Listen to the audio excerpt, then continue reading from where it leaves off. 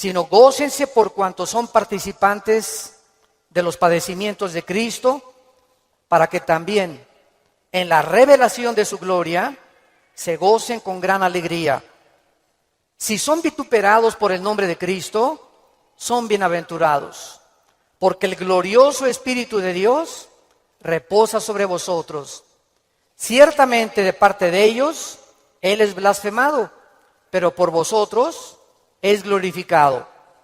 Así que ninguno de ustedes padezca como homicida, o ladrón, o malhechor, o por entremeterse en lo ajeno.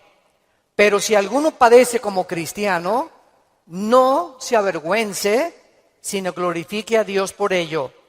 Porque es tiempo de que el juicio comience por la casa de Dios. Y si primero comienza por nosotros, ¿cuál será el fin de aquellos que no obedecen al Evangelio de Dios? Y si el justo con dificultad se salva, ¿en dónde aparecerá el impío y el pecador? De modo que los que padecen según la voluntad de Dios, encomienden sus almas al fiel Creador y hagan el bien. Muchos cristianos no han entendido lo que es la vida cristiana. Y uno de los ejemplos que la Biblia usa, o una analogía para comparar qué es la iglesia, es el matrimonio.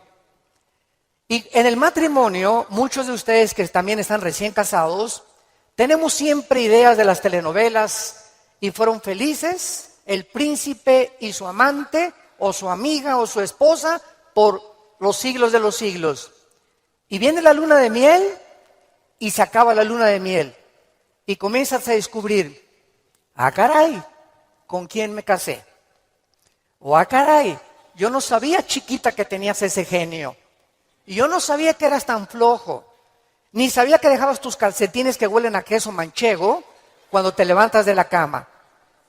Y comenzamos en el matrimonio a salir de la burbuja y del mundo ficticio y fantasioso en el que creíamos que era casarse. Y no sabemos que el matrimonio es algo por lo cual toda la vida se tiene que luchar. Nunca habrá un matrimonio perfecto, nunca habrá un hombre perfecto, nunca habrá una mujer perfecta. Por eso el matrimonio es para dos discípulos de Cristo. Un hombre y una mujer que siguen a Dios, es como un triángulo, y mientras más sigue el hombre a Dios, Dios está hasta arriba y la mujer también. Mientras más seguimos a Dios, más cerca estaremos el uno con el otro. Bueno, la iglesia es lo mismo. Hay cristianos que les han hablado, no, la iglesia cristiana es Disneylandia, Reino Aventura, todo peace and love. Nunca va a haber problemas, nunca va a haber fricciones. Y cuando entramos a alguna iglesia o en las iglesias a las que ustedes han asistido, van a encontrar, ¿verdad?, que la iglesia es una mezcla de cizaña con trigo. Que la iglesia es un cuerpo de creyentes mezclados con personas que han entrado del mundo y que entre nosotros necesitamos entender que va a haber fricciones, malos entendidos, contiendas, que doña Pachita ya le hicieron cara de hamburguesa y no quiere regresar. Que porque en esa iglesia, muchos me dicen, es que en esta iglesia o en aquella iglesia a donde yo iba, no había amor. Y el problema está en eso, que entramos a la iglesia creyendo que todo es maravilloso y que estamos en un ejército. Somos soldados en un campo de batalla, en un mundo ocupado por el enemigo, donde nosotros vamos de paso.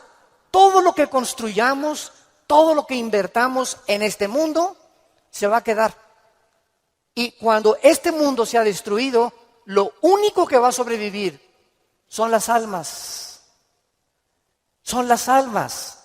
Y esta es la razón por la cual debemos vivir por las almas y poner como prioridad las almas que Jesucristo ganó en una cruz con su propia vida. Todos los cristianos vamos a experimentar pruebas.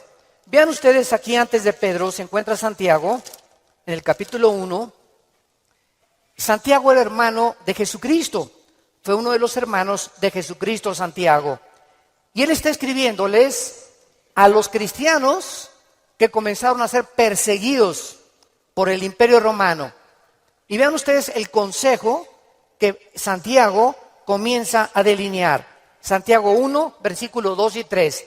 Hermanos míos, tengan por sumo gozo cuando se hallen en diversas pruebas, sabiendo que la prueba de vuestra fe produce paciencia.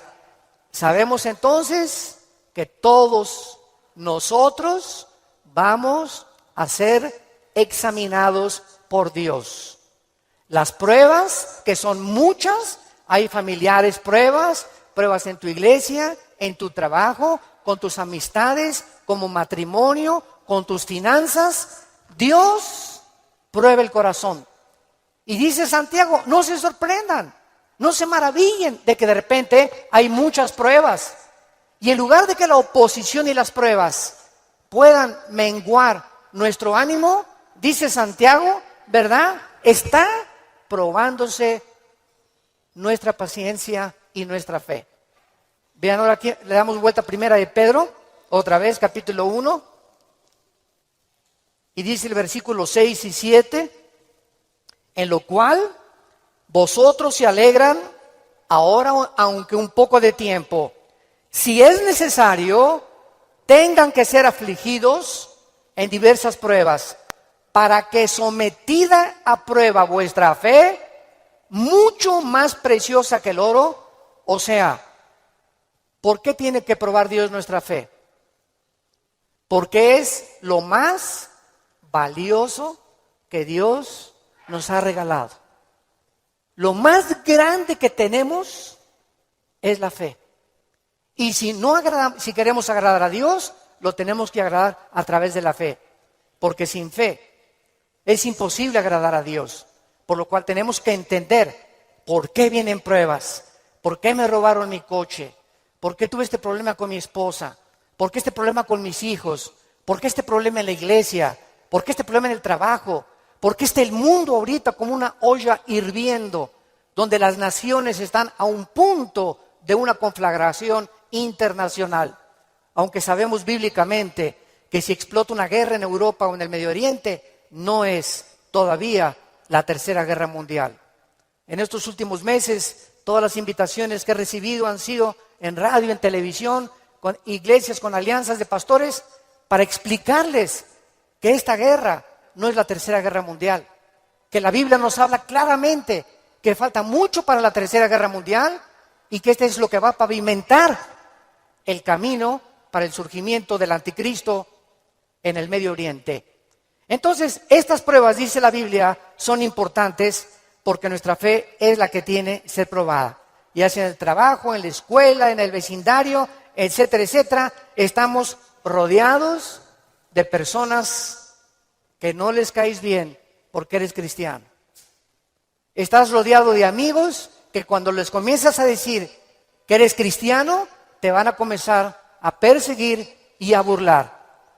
Porque el mundo está bajo el control del maligno y nosotros vamos de paso nada más. Somos un ejército que venimos a resistir al mal. No nos mandó Dios a terminar con el mal. Nos mandó a resistir hasta que Cristo venga. Se acabarán entonces las guerras y podremos recibir las coronas de gloria. Ahora, muy bien, en esta sección se nos advierte, en la de Primera de Pedro, acerca de otra prueba. Regresamos al capítulo 4, Primera de 4, versículo 12. Y esta prueba es especial, porque le llama el Espíritu Santo fuego de prueba. ¿Qué hace el fuego? ¿Qué hace el fuego? Purifica. El fuego purifica y saca el verdadero valor. Las pruebas que nos vienen a nosotros es precisamente cuando un maestro no te hace exámenes. ¿Cómo vas a ver el maestro si tú estás calificado para pasar a la preparatoria? forzosamente tenemos que ser examinados, ¿verdad? Con pruebas. Ahora tú te puedes preguntar, ¿qué Dios no sabe si voy a pasar o no voy a pasar la prueba? ¿Para qué nos hace pruebas Dios? Los maestros, yo entiendo que es para saber el coeficiente intelectual o la intelectualidad o el conocimiento que tienen los alumnos. Pero Dios, ¿por qué nos prueba? ¿Cuál es la respuesta? Dios sabe lo que hay en tu corazón, pero Él quiere que nosotros sepamos lo que hay en nuestro corazón. Que descubramos a través de las pruebas cuánta maldad hay dentro de nosotros. Cuántas cosas hay dentro de nosotros que necesitan ser quemadas todos los días. Cuántas cosas hay dentro de nosotros porque aunque seamos cristianos, seguimos teniendo el potencial de ir en contra de las leyes de Dios. Por eso dice en Gálatas 5, las obras de la carne son esto y esto y esto: fornicación, adulterio, borracheras, drogadicto, hechicerías, ocultismo, etcétera, etcétera. Un cristiano puede caer en las cosas que él practicaba antes de que fuera cristiano, si el cristiano abandona a Dios. Y cuando descubrimos la maldad que hay dentro de nosotros, ¿qué podemos hacer?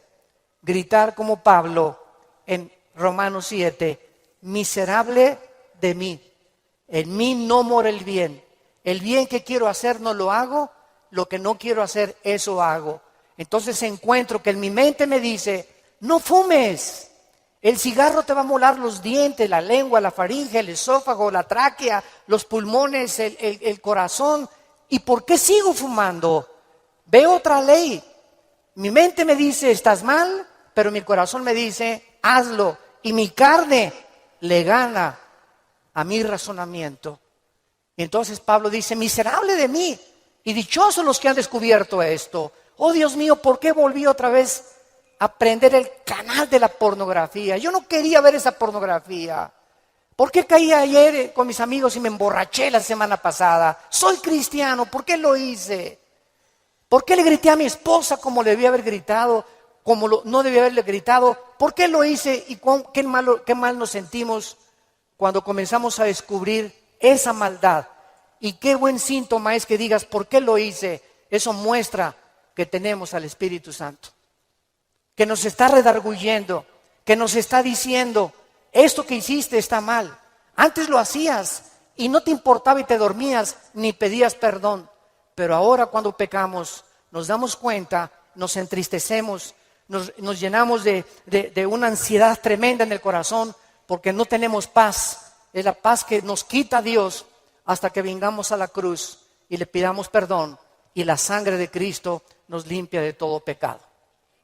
Pero esta es la razón por la cual las pruebas Dios nos las manda, para que vayamos evaluándonos honesta, íntegra y sinceramente en qué nivel nos encontramos de espiritualidad. Vayamos a Santiago capítulo 1 otra vez con este versículo y vamos a ver algunas verdades prácticas antes de desarrollar el pasaje que acabamos de leer. Veamos algunas verdades prácticas de las pruebas. En primer lugar, las pruebas son algo común en la vida cristiana. Dice Santiago, cuando os halléis en diversas pruebas. En segundo lugar, estas pruebas, van a venir en diferentes categorías. De repente, estás tranquilo, eres deportista, tomas vitaminas, estás perfectamente sano y te vas a hacer unos exámenes de sangre y las radiografías y la biometría hemática de sangre te dice el médico, tiene usted cáncer, o tiene usted diabetes, o padece usted un problema, ¿verdad?, renal, etcétera, etcétera. En el momento que oímos esa noticia, toda nuestra vida cambia. En ese momento dices, ¿qué me está pasando? ¿Cómo me pudo suceder esto a mí? Fue una prueba de fuego. O de repente tu hijo cayó y chocó, o tu hija se mató, o tu esposo se murió, o se cayó tu casa, o se incendió tu coche. Nunca sabemos qué va a suceder el día de mañana. Entonces, tenemos que estar preparados para entender que estamos en un mundo donde somos vulnerables y donde cualquier cosa puede suceder y Dios lo va a permitir con un propósito siempre, siempre santo que va a resultar para un bien. Cuando oigas de ese accidente, de esa enfermedad y de ese problema, no lo entendemos. ¿Qué está pasando en la iglesia? ¿O qué pasó en mi casa? ¿O qué pasó con el gobierno? ¿O un golpe de estado? No entendemos cuando explota una bomba. Hay mucho humo y no se puede entender qué es lo que está pasando. ¿Qué verdad? No hay verdad. ¿Será mentira? ¿Será melón? ¿Será sandía? Y no es hasta que el humo se va, pasa una semana o 2 semanas, cuando comienzas a ver y a entender. Si tú en esa prueba, escúchame muy bien, durante esa prueba que estás atravesando, no te sueltas, pase lo que pase en tu vida. Si tú no te sueltas de Cristo, no te imaginas cómo Dios te va a bendecir, te va a fortalecer y vas a madurar espiritualmente como no te imaginas. ¿Qué se probó cuando te dijeron que estabas enfermo? ¿Qué se probó cuando oíste que te robaron tu coche? ¿Qué se está probando cuando perdiste el trabajo? Se está probando nuestra fe. ¿Cuánto confiamos en Dios? Cuando se va tu esposa o te abandona su esposo, ¿qué vas a hacer? ¿Te vas a recurrir a las drogas? ¿Te vas a emborrachar? ¿Vas a renegar contra Dios? ¿Para eso soy cristiano? ¿Me quitaron mi trabajo? ¿Por qué si yo diezmo regularmente me quitan mi coche? Dios, yo no lo entiendo. ¿Y por qué me corren de mi trabajo si sabes que tengo que mantener a mi familia? Dios está buscando que nosotros veamos nuestra reacción, porque nuestra reacción determina el nivel espiritual que tenemos de fe. Y es precisamente en esas pruebas, en esas reacciones, donde Dios sabe cómo vas a reaccionar. Vamos rápidamente a Génesis capítulo 22.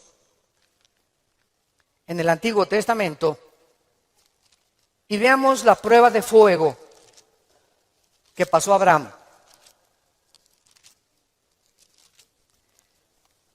Abraham ya era un hombre maduro, ya tenía el hijo de la promesa, Isaac.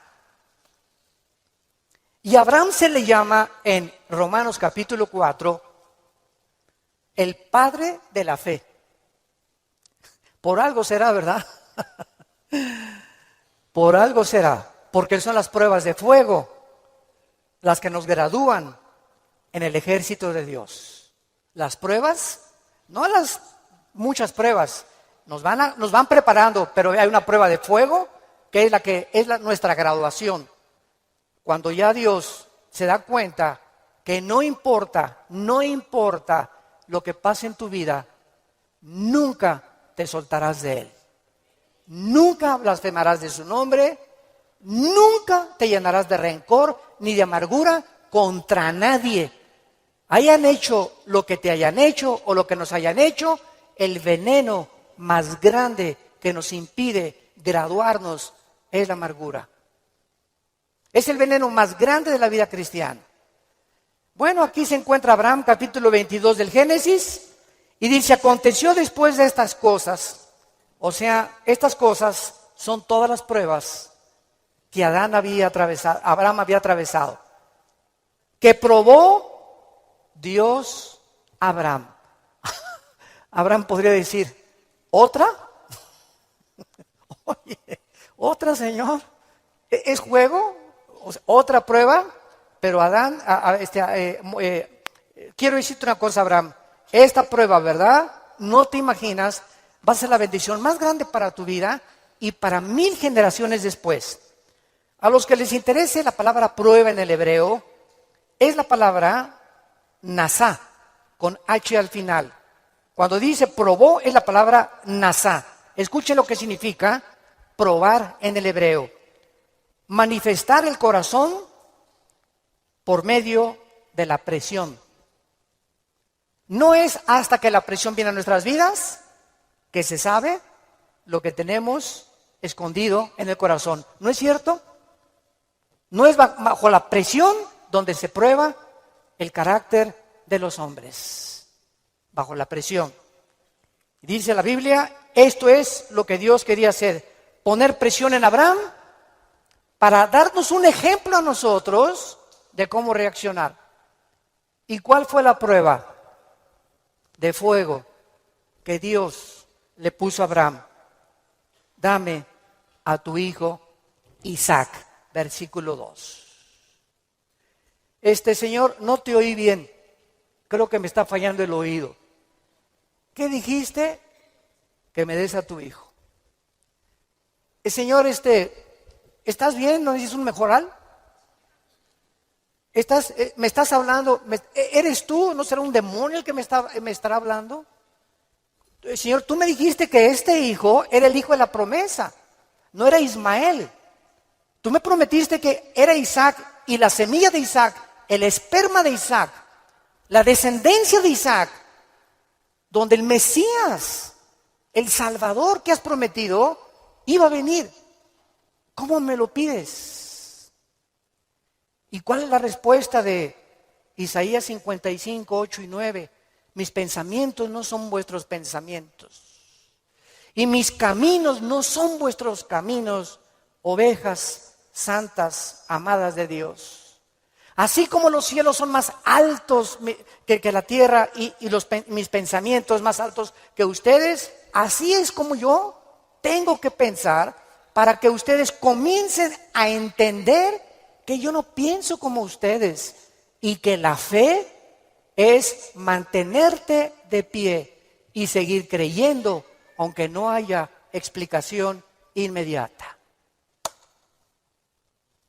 Señor, no entiendo qué pasó con mi casa, no entiendo por qué perdí el trabajo, no entiendo lo que está pasando, no entiendo esto, no entiendo aquello, pero como dijo Job, aunque tú me matares, seguiré confiando en ti. Y seguiré esperando y sabiendo que cuando se disipe el humo y entienda tus caminos, tienes algo mejor para mi vida. Esa es la fe. ¿Y qué hizo Abraham? No abrió la boca, no discutió. No vemos aquí que se puso al brinco con Dios. Abraham, Isaac, ven hijo mío. Muchachos, los siervos de Abraham, traigan la leña.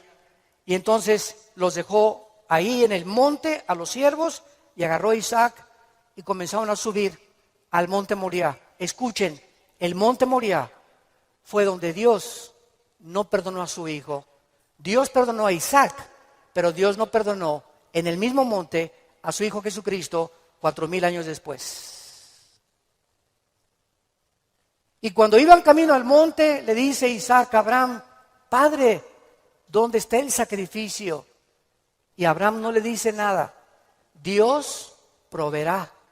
Y entonces se acuesta Isaac y lo amarra a Abraham, y cuando levanta la mano, dice el versículo 10 y el versículo 11, y extendió Abraham su mano y tomó el cuchillo para degollar a su hijo. Entonces el ángel de Jehová le dio voces desde el cielo y dijo, Abraham, Abraham. Y él respondió, heme aquí. Y dijo, no extiendas tu mano sobre el muchacho, ni le hagas nada, porque ya conozco que temes a Dios, por cuanto no me rehusaste darme a tu hijo. Dios, síganme con cuidado, no estaba buscando el sacrificio de Isaac. Dios estaba buscando el sacrificio de las emociones y los sentimientos de Abraham.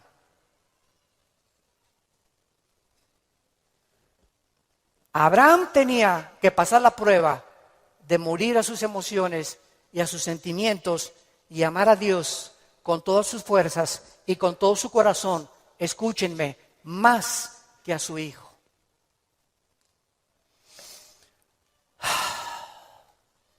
En el Nuevo Testamento se acercaron a Cristo, se los voy a explicar con más detalles, y le dijeron, ¿cuál es el más grande mandamiento? Y contestó Jesucristo, amarás a Dios con todo tu corazón, con todas tus fuerzas y con toda tu alma, y a tu prójimo como a ti mismo. Muy bien, hace algunos años yo le pregunté, orando le pregunté a Dios, porque alguien, ¿verdad?, me metió una idea satánica, un ateo, en un hotel, me acuerdo que se acercó y me dice, oiga, señor Alducin, el Dios que ustedes adoran es un misógino, es un ególatra, es un Dios que solamente busca a Él, a Él, a Él, que nada más dice, ámame a mí con todo tu corazón, más que a tu esposa, más que a tus hijos. ¿Cómo puede ser esto posible? Me dijo este ateo. ¿Cómo puede usted reconciliar a un Dios que nos diga que lo amemos más a Él que a la propia familia? Y entonces me fui muy confundido. Me comenzó a dar vuelta, porque en ese momento me quedé así, ¿verdad? Le dije, ¿sabe una cosa? Voy a orar y le prometo que voy a buscar una respuesta de Dios. Nadie me había hecho nunca ese ataque a mi fe. Entonces pasó como unas 2 semanas, me puse a orar, ayuné como 2 días buscando esta respuesta y fue tan clara de parte de Dios. Y el Señor me mostró en la Biblia lo siguiente. Mira, hijo, me dice Dios, cuando yo les pido a ustedes, ámenme con todo mi corazón y con toda mi mente, ¿saben por qué se los pido? Porque tu mamá, tu esposa y tus hijos y tu perro Fido y tu cotorro y lo que más amas en tu vida y tu jarrón chino y la casa que tienes y que la amas, todo lo vas a perder y al final de tu vida te vas a quedar solo. Todos nos quedamos solos al final de la vida. Los hijos se tienen que ir, si no se casan, se mueren, la esposa tiene que morir, él tiene que morir, escúchame muy bien. Y si tú tenías todos tus afectos en tu hijo que se fue, o en tu esposo que se fue, o en tu perro que te quitaron, cuando se vaya tu hijo, cuando te quiten a tu esposo, cuando te abandone tu mujer, te vas a hundir porque no tendrás las fuerzas de seguir viviendo. Pero cuando amas a Dios con todo tu corazón y con toda tu alma, y pierdes algo por acá, y pierdes algo por acá, y pierdes esto y por acá, ese amor que tú le tienes a Dios es el que nos sostendrá para seguir viviendo con Él, con las fuerzas de seguirlo amando. Denle gloria a Dios, de verdad.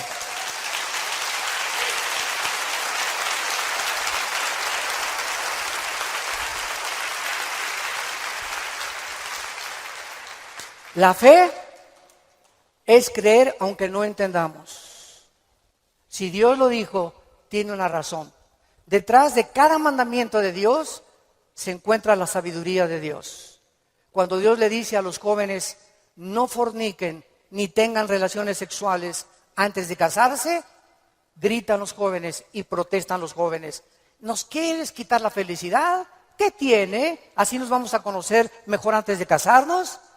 Pero detrás de esa prohibición que Dios tiene es el inmenso amor que Él nos dio desde la cruz. Por amor te lo digo, jovencita, te dice Dios, por amor que te tengo, joven que me escuchas. Tú no te imaginas las consecuencias de la fornicación. Vas a los 18, 19 años a ver crecer tu pancita, te vas a tener que salir de la escuela, él va a resultar con que no te quiere. Es increíble que por no haber puesto ustedes freno en sus relaciones meses antes, hayan ustedes acabado en un pecado que se llama la fornicación. Dios es sabio y nos dice a los casados, no cometerás adulterio. Dice Salomón en Proverbios 6, versículo 32, el que comete adulterio es falto de entendimiento, corrompe su alma el que tal hace. El que comete adulterio echa a perder su matrimonio, sus hijos, los celos, la infidelidad, que tarda años en poder levantarse. ¿Y todo por qué? Por tu ego, por tu orgullo, por tu vanidad de querer irte con una muchacha más joven o con otro hombre sin tomar en cuenta a tu propia familia. Es el ego siempre el enemigo de nuestro Dios. Dios sabe por qué nos da las provisiones que nos da, porque nos ama y quiere lo mejor para nuestra vida. Y finalmente aquí en estas verdades prácticas en Santiago encontramos también, ¿verdad?, que las pruebas prueban la fe que tenemos y la fe nos muestra cuánto confiamos en Dios. Dice en el Salmo capítulo 11, versículo 1 y 2. En Jehová he confiado. ¿Cómo decís a mi alma que escape al monte cual ave? Porque aquí los malos tienden el arco, disponen sus saetas sobre la cuerda, para asaetear en oculto a los rectos de corazón. Si hubo un hombre perseguido, calumniado, vituperado, despreciado entre los héroes de Dios, fue el rey David. A los 17, 18 años lo ungen, Samuel, tú vas a ser rey de Israel. Ah, dice David, qué suave. Bueno, pasaron casi 12 años, vean esto. Desde que lo ungen con sus hermanos, pasaron 12 años, hasta los 30 años de edad. 12 años de pruebas. El hombre que Dios había escogido para sentarlo en el trono de Israel, tenía que ser probado. Y tenía que ser probado en la amargura, en el rencor, en la confianza en Dios, en saber que no importa, aunque me rodee un ejército y aunque tenga las miles de amenazas, Dios es mi salvación, mi fortaleza y mi luz. ¿De quién temeré? Dice el Salmo 27. ¿De quién temeré? Es el temor dentro de nosotros lo que nos impide confiar en Dios. Ay, tengo temor que si me entrego a Dios me va a pasar esto. O tengo temor que si hago estas cosas me va a pasar aquello. Ese temor lo tienes que vencer. Porque Dios no nos ha dado espíritu de temor, sino de valor, de poder y de amor propio. Entonces tenemos que entender que las pruebas forman parte de la vida cristiana. Regresamos a nuestro pasaje de 1 de Pedro y examinémoslo rápidamente. Dice nuestro pasaje: no se sorprendan, amados, del fuego de prueba que os ha sobrevenido, como si alguna cosa extraña aconteciera. Número 1,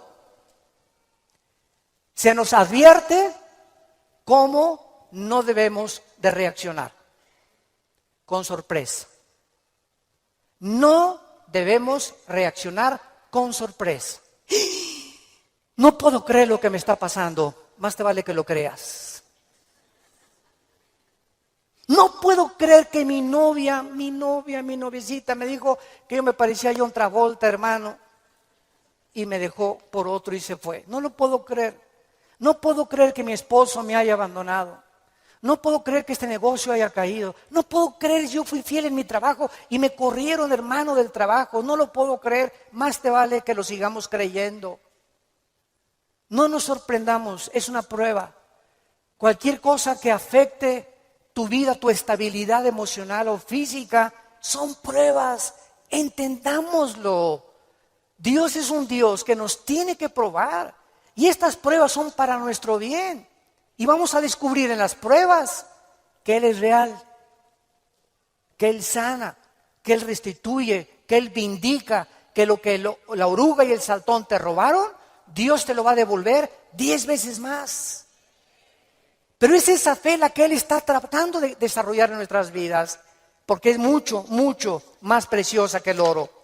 Dice en 1 Pedro 5:10, mas el Dios de toda gracia, que nos llamó a su gloria eterna en Jesucristo, escuchen bien, santos de Dios, después que hayáis padecido, ¿cuánto tiempo? No toda la vida es la Inquisición por el amor de Dios. No toda la vida como llegó una hermana, ay, pastor, ¿qué le pasa a doña Chole?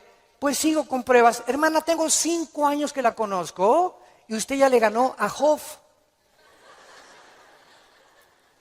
No me diga que en 5 años Dios no la ha dejado descansar. Ese no es el Dios que servimos. Dice claramente que las pruebas son temporales, de vez en cuando Él cree conveniente que la necesitamos atravesar.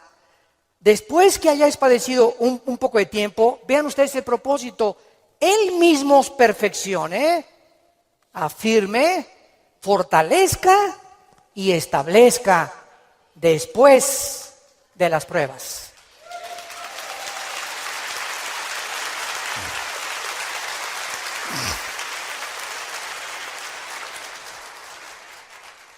Ahora, veamos lo que tenemos que hacer. Primera de Pedro, en nuestro pasaje capítulo 4, versículo 13. Número 1, se nos manda que cuando te digan, te robaron tu coche, se fue tu esposo, se fue tu esposa, te pasó esto, te pasó aquello, te goces. Cualquier diría, ¿está usted loco? ¿Está usted loco? ¿Cómo me voy a gozar cuando me dijeron que tengo diabetes? ¿Cómo voy a gozar cuando me robaron la cartera, el cristalazo que me... Hermano, ¿no está viendo cómo estoy? Que tengo aquí un martillo para encontrar el que me rompió el carro. Le voy a dar un martillazo en la cabeza si me lo encuentro.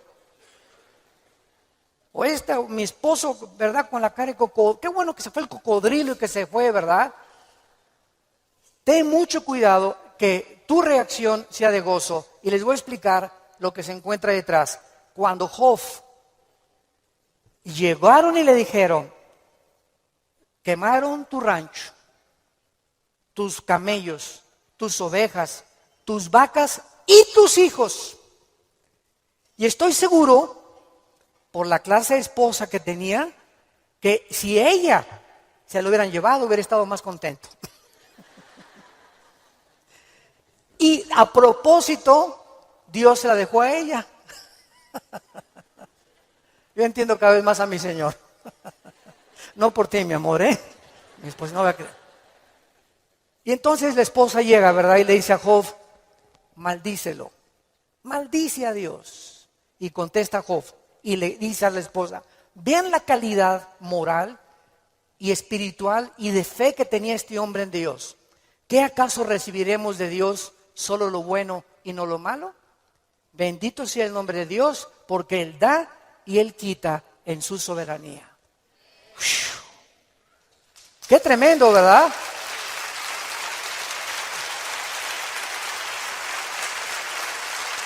Qué tremendo. Entonces, en ese momento, cuando somos asaltados por dudas y malas noticias, en otras palabras, porque son malas noticias, en ese momento tengamos mucho cuidado de no permitirle a nuestro corazón que nos gobierne la lengua, porque de la abundancia del corazón habla la boca.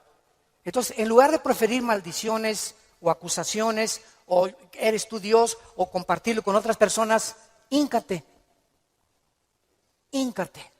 Filipenses 4, 6 y 7.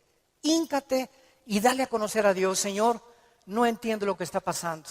No entiendo por qué me pasó esto. ¿Por qué esta enfermedad? Oh Dios, no entiendo, pero quiero seguir confiando en ti. Solo te pido que mientras esto pasa y no lo entiendas, me fortalezcas y me muestres la razón para que yo pueda seguir bendiciéndote y adorándote.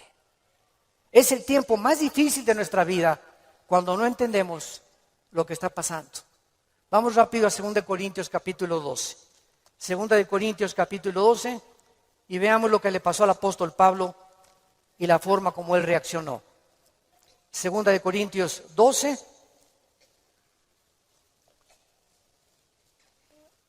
Pablo fue uno de los pocos hombres, junto con Enoc y Elías y el apóstol Juan, que subieron al cielo. En el Nuevo Testamento, Pablo y Juan fueron los dos únicos apóstoles que subieron al cielo sin morir. Fueron sacados de su cuerpo espiritualmente. Y Pablo lo llevó Dios al tercer cielo, donde habita Dios. Y cuando Pablo regresó a la tierra, su espíritu salió de su cuerpo y su espíritu volvió a entrar a su cuerpo. Pablo dice que lo que él oyó allá en el cielo y lo que él vio, no había palabras humanas para poder describirlo. Y como fue una experiencia tan impresionante, pero tan grande, que cabía la posibilidad, dada la naturaleza humana pecaminosa que aún tenemos, Dios tuvo que darle una prueba a Pablo y ponerle un aguijón en su cuerpo físico, alguna enfermedad. Y esta enfermedad no sabemos qué es. Algunos han especulado que era algún problema oftalmológico, porque dicen Gálatas, mira con cuán grandes letras les escribo. Bueno, no sabemos, ¿no? Entonces Pablo tenía algo en su cuerpo que lo atormentaba y se hincó delante de Dios y le dijo: Señor, quítame este aguijón. No, Pablo. Señor, te ruego, quítamelo. No, Pablo. Señor, te lo imploro con mi corazón. Si quieres me voy a la villa y de vuelta de rodillas. Hago lo que tú quieras, quítame este aguijón. Y Dios le contesta y le dice en el versículo 9: y el Señor me ha dicho: bástate mi gracia. ¿Por qué? Porque mi poder, y lo traduzco en el original griego, está en presente continuo. Mi poder se está perfeccionando a través de esta dolencia física que he permitido que tú tengas. Mi poder se está perfeccionando mientras tú estás sufriendo esta enfermedad en la que estás atravesando. Y entonces Pablo, cuando entiende detrás de lo que no entendía, por qué Dios permite eso en su vida, contesta Pablo y dice: por tanto, de buena gana me gloriaré más en mis debilidades, para que repose sobre mí el poder de Cristo. Hace poco mi esposa y yo estábamos en Dallas, y ¿se acuerdan de este muchacho que no tiene brazos ni piernas? Muchos de ustedes lo conocen. Bueno, su esposa es mexicana, de Chihuahua. Y estuvimos ahí como una hora mi esposa y yo y nuestros 3 hijos compartiendo con ellos en una iglesia de Dallas, y nos querían conocer también a nosotros, bueno, que también conocían nuestro ministerio, etcétera, etcétera. Y cuando yo me acerqué a abrazarlo, a este muchacho, ¿de dónde lo agarro? Nunca había tenido esa impresión, me quedé como paralizado. ¿Qué hago, no? Y él me hacía así. Bueno, pues entonces como un costal, ¿verdad? Lo agarré y lo hice así. Y me dice: levántame. Y le comencé a hacer así. Y entonces le pregunté y le dije, sinceramente, platicando con él: ¿por qué nos dijiste que quién era feliz? Y entonces en la reunión que él tuvo, le preguntó a la gente: ¿quién de ustedes es feliz? Y muchos que estaban: yo sí o no. Y me dice: yo les quiero contestar algo. Dios permitió que naciera sin brazos y sin piernas para que yo fuera un testimonio que la felicidad no se encuentra en estar completo, sino en tener el poder de Dios viviendo en tu vida. Shh. ¡Qué tremendo!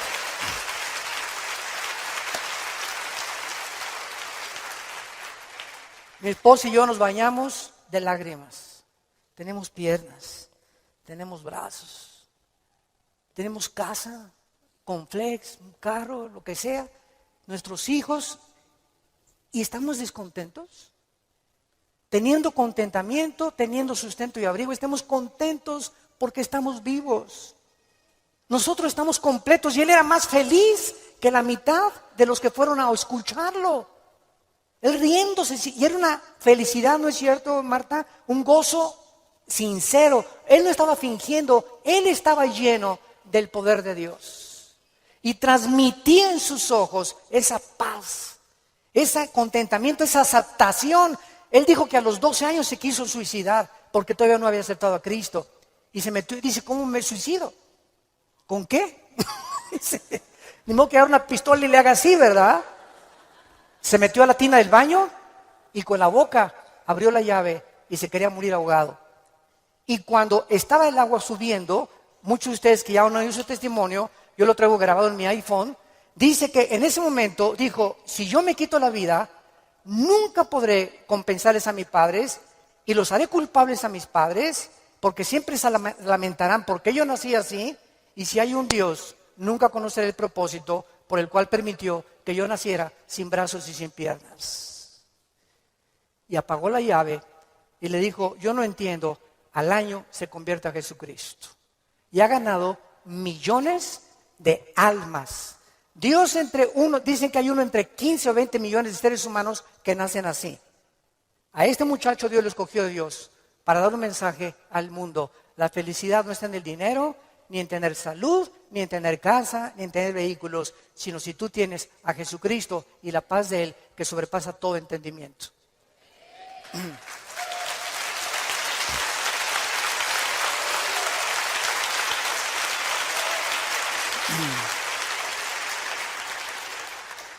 Y finalmente, regresamos a nuestro pasaje de 1 de Pedro capítulo 4, dice así: gócense, versículo 13, por cuanto son participantes de los padecimientos de Cristo, para que también en la revelación de su gloria se gocen con grande alegría. En penúltimo lugar, las pruebas nos están haciendo parecernos más a Jesús. Porque es precisamente en las decepciones, en las desilusiones, en las traiciones, en la persecución, en el abandono de tu esposa, en la muerte, etcétera, etcétera, en todas estas cosas que forman parte de la vida, donde comenzamos a entender que no nos sorprendamos, estamos en un mundo muy feo, donde el pecado abunda. Este grupo de ISIS en el Medio Oriente ya no son seres humanos, son zombies, son monstruos, seres humanos deshumanizados completamente, sin ningún sentimiento, sin ninguna emoción, sin ningún corazón, ninguna conciencia. A los niños ahora los enseñan a ellos que a las víctimas les corten la cabeza y jueguen fútbol con las cabezas para desensibilizarlos y deshumanizarlos a los 8 años de edad. Ese es el mundo que vivimos. ¿Nos sorprende? No nos sorprende, porque la Biblia dice, 2 Timoteo 3, vendrán tiempos feroces, peligrosos, hombres amadores de sí mismos, donde no les importará absolutamente nada más que su ego y su propia vanidad, y el imperio y el espíritu del control. Todo espíritu que quiera controlar y dominar a los demás es un espíritu de brujería. ¿Se acuerdan a Cristo antes de morir? Que llegan los hijos de Zebedeo con la mamá. Oye, cuando vengas, quiero que mi hijo Pancho y Pancholín se sienten junto a ti. A este nómbralo ministro de Hacienda y procurador de la República. Y entonces Cristo, viendo que sus discípulos estaban a punto de morir crucificados, estaban buscando posiciones de liderazgo y de control y de autoridad.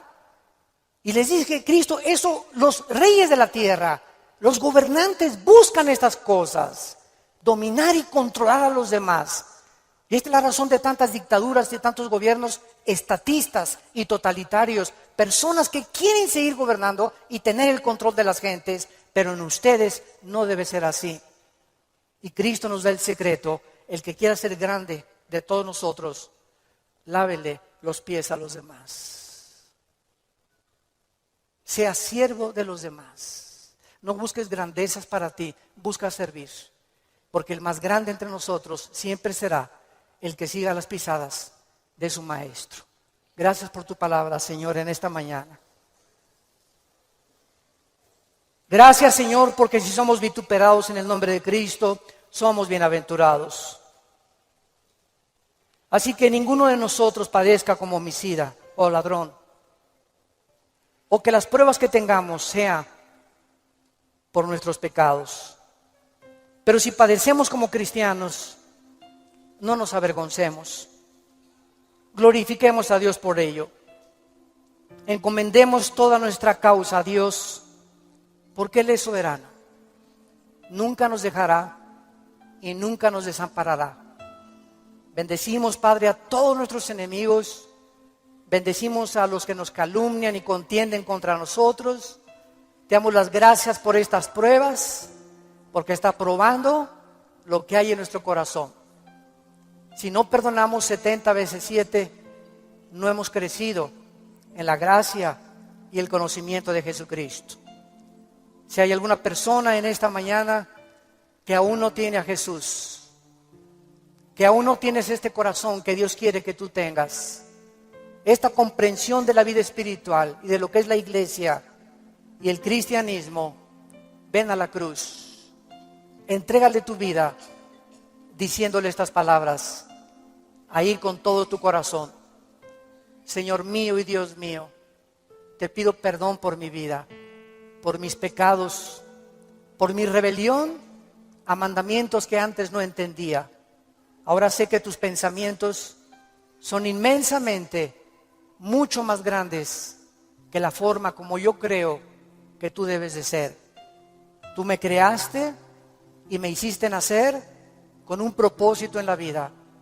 Gracias por la salud que tengo en este momento, por el matrimonio que tengo, por los hijos que nos has dado, por el fruto que traigo en mi vientre, por la casa que tenemos, por todo lo que nos rodea, por el agua, por la luz, las montañas, los cambios de clima. Te bendigo, Señor, haberme puesto en este planeta donde te puedo conocer. Creo que en la cruz pagaste con tu sangre por mi vida y mis pecados. Y te pido, Jesús, porque creo que a los 3 días resucitaste de los muertos, que entres a mi corazón como mi Señor y mi Salvador. En el nombre de Jesús.